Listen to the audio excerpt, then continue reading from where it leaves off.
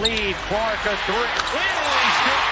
Clark has space. She's going to let it fly, and she's going. I am the hidden figure, but no longer now. My record was hidden from everyone for 43 years. 43 years. I don't think, I'll just go ahead and get the elephant out of the room. I don't think my record has been broken because you can't duplicate what you're not duplicating. And so unless you come with a men's basketball and a two-point shot, hey, you know. Happen prior to the inbound. So then anybody can shoot the free throw. Of course, Indiana would have Clark as a great free throw shooter shoot it. A little surprise. Lightning quick. And talk about the physicality. Dana Evans wrapping up. About Seattle, and all of a sudden, we're pretty close. This has been as close as it's been all second quarter long, 44. If you told someone 3 years ago that you religiously followed the WNBA, they might have raised an eyebrow in disbelief. The harsh reality is that for years, the WNBA struggled to captivate the attention of the broader sports world, overshadowed by its male counterpart, the NBA. But all of that changed with the arrival of Caitlin Clark. Her entry into the league wasn't just a new chapter, it was a revolution. Caitlin Clark didn't just bring her skills to the WNBA, she brought the entire sports world to its knees.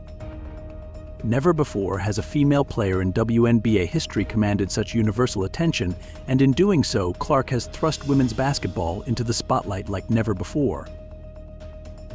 To understand the magnitude of Caitlin Clark's impact, consider this: what she's doing for women's basketball is akin to what Michael Jordan did for the NBA in the early 90s. Jordan didn't just dominate the court, he elevated the game itself, making it more marketable and infinitely more profitable. Before the 2023 season, the WNBA had been experiencing a modest growth. Viewership had increased by 40% from 2022 to 2023. But then Caitlin Clark arrived, and that growth exploded by 400%. Yes, you read that right, minus 400%. Ticket sales? Before Clark, they had grown by a respectable 16% in 2023 compared to 2022. But by 2024, with Clark in the mix, ticket sales skyrocketed by an astonishing 93%. To put it bluntly, without Caitlin Clark, the WNBA would have needed another 5 years until 2029 or 2030 to reach the heights that Clark has propelled them to in just a single season. What Caitlin Clark has done in mere weeks and months would have taken years to achieve otherwise. The numbers don't just speak for themselves, they shout. Caitlin Clark's presence in the WNBA has put more butts in seats and more eyes on screens than anyone could have imagined. She's not just another player, she's become the ambassador for the WNBA, the face of women's basketball, and the hope for a brighter, more profitable future for the league. But not everyone is celebrating Caitlin Clark's rise. Despite the media attention and the immense financial boon she's bringing to the WNBA, many of her peers, both in the league and abroad, are far from happy. In fact, a significant number of them outright despise her. They believe that Clark is hogging the spotlight, drawing attention away from others who have worked just as hard but haven't reaped the same rewards. The jealousy and resentment are palpable, and it's not just the younger players who are feeling it. Even some of the WNBA's most revered legends have been unable to hide their disdain. Take Lynette Woodard, for example. If you're unfamiliar with the name, Woodard played for Kentucky from 1977 to 1981, earning a reputation as one of the most prolific scorers of her time. She was so dominant that she finished her college career as the all-time leading scorer in women's college basketball history with 3,649 points. But when Caitlin Clark surpassed her scoring record last February, Woodard didn't respond with grace. Instead, she came across as bitter and defensive, casting a shadow over Clark's monumental achievement. Instead of acknowledging Clark's incredible accomplishment, Woodard lamented, "I am the hidden figure, but no longer now. My record was hidden from everyone for 43 years. I don't think my record has been broken because you can't duplicate what you're not duplicating." Woodard's reaction was more than just a case of sour grapes, it was an attempt to discredit Clark's success. She insinuated that the evolution of the game, including the addition of the three-point line and the use of a smaller basketball, had somehow tainted Clark's achievement.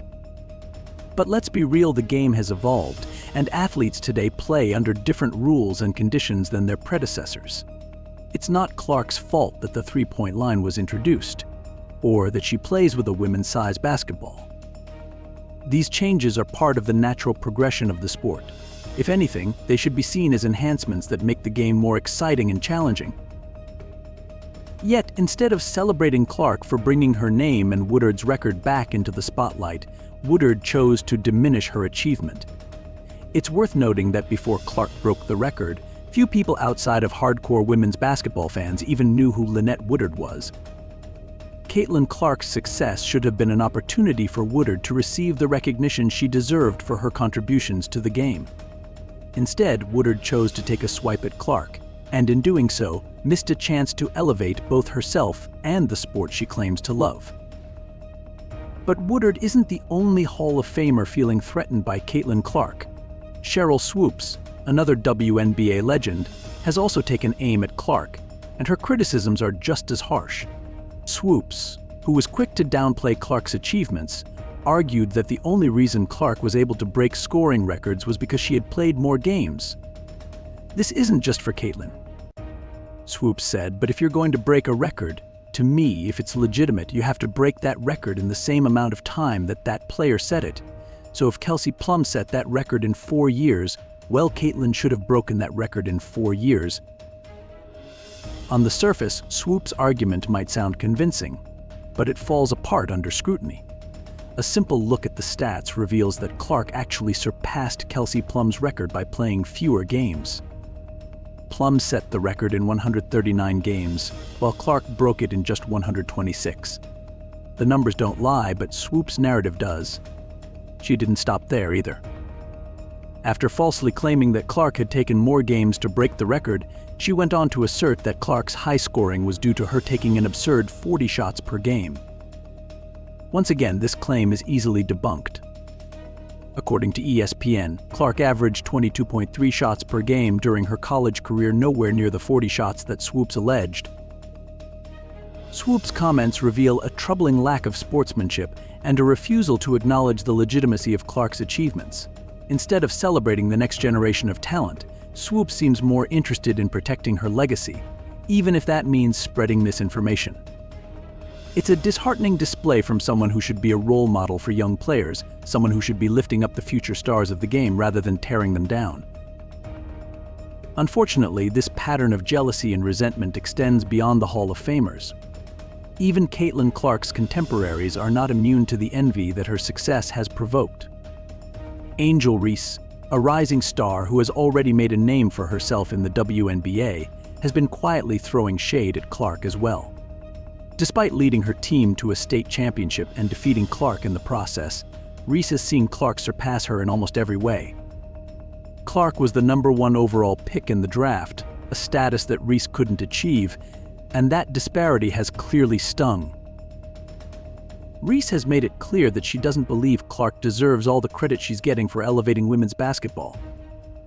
In a recent interview, Reese said, "People are talking about women's basketball that you never would think would be talking about women's basketball. People are pulling up to games.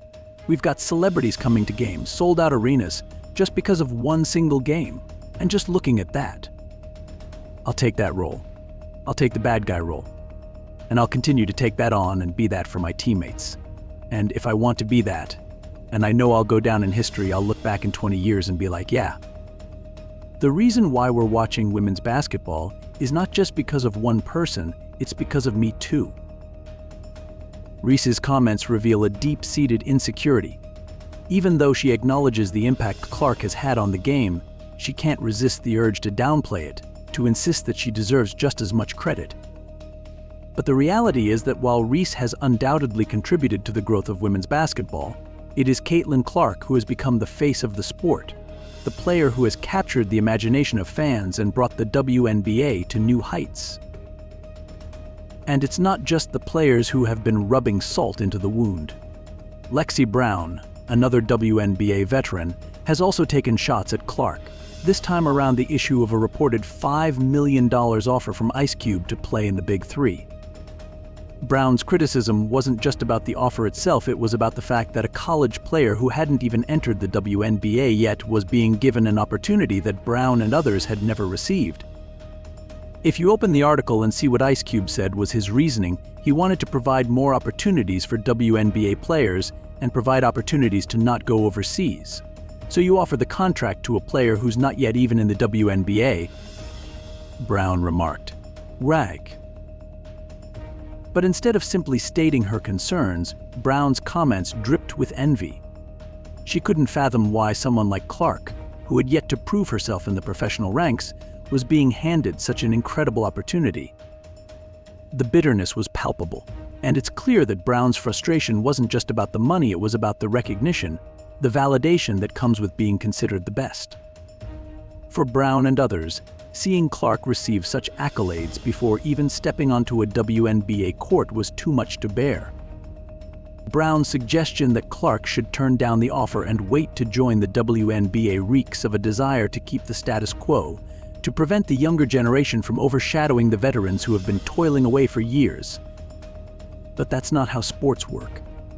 The game is about evolution, about new talent rising to the top and pushing the boundaries of what's possible. Clark's opportunity to earn $5 million for playing in a few games is not just a testament to her talent, it's a sign that the world is ready to embrace women's basketball in a way that it never has before.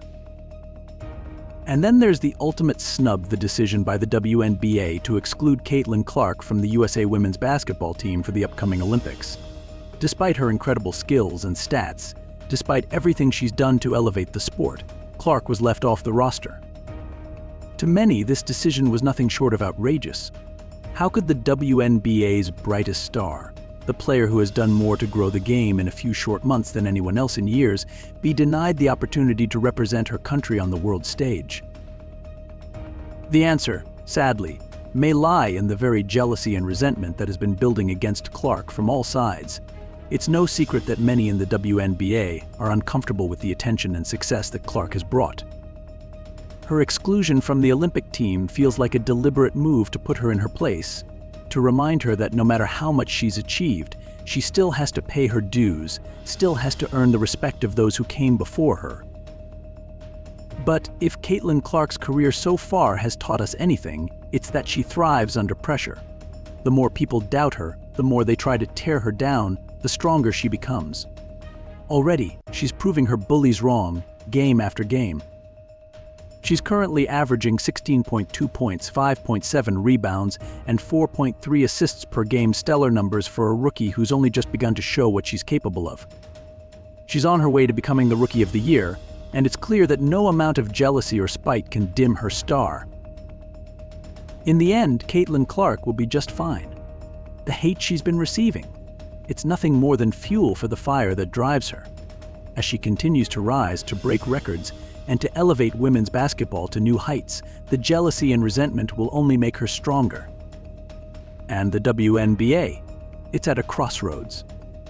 The league can either embrace Clark as the future of the sport, or it can continue to allow petty rivalries and outdated attitudes to hold it back. But make no mistake, Caitlin Clark is here to stay, and the future of women's basketball is brighter because of it. The world is watching, and Caitlin Clark is just getting started.